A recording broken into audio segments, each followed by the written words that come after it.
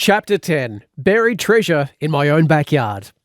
Move over, Lara Croft, and make way for yours truly, Backyard Raider. A buried chest full of golden doubloons, a secret fallout shelter, massive amounts of lost coins, Jimmy Hoffa? What exactly would I find with a $30 secondhand basic garden type metal detector in my own backyard? Well, there was only one way to find out. It was just another high-octane, danger-filled day at work, full of exciting forms to fill out and work-experienced kids who failed to show up. While I was busy draining the company out of another teaspoon of delicious instant coffee, my wife dropped me a message on the Almigo phone. She had found someone selling a very cheap metal detector. Now, since I hadn't even come close to finishing off my DIY detector for many moons now, well, close to a full year, I jumped at the chance and hauled turbos to get to the seller before anyone else beat me there. Nothing moves like a motivated wannabe gold miner, and before you could say, does it even work? I was at the guy's front door with some hard-earned ready to burn. So, have you found anything of value? I asked. Just my wife's lost ring over there, he replied, pointing at the nearby bushland. Well, that was enough for me.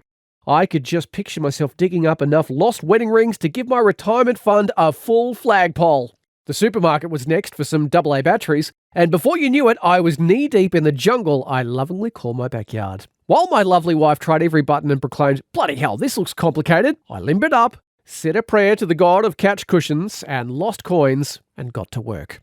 After 10 minutes and 3/4 of the yard down, my new favourite toy started to make the noise I wanted to hear. Something. God only knows what was buried in the middle of the garden, but I was like a kid at Christmas now, that the mighty coin collector may have suddenly paid itself off with the first thing it detected. I grabbed a nearby shovel and started digging with mad abandon until I hit something solid.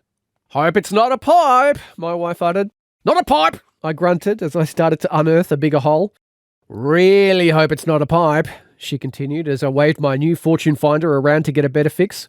Bless her, she does worry about her lunatic husband sometimes. Whatever it was bigger than I was expecting and took some time to get around. Finally, I got underneath whatever it was and brought it up to daylight.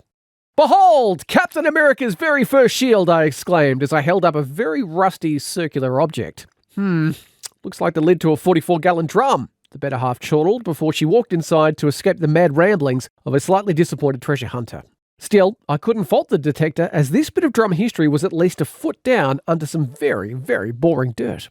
Sadly, aside from the metal part to an old paintbrush, that's all it found in a very comprehensive sweep of the backyard. But at least I do know that it worked.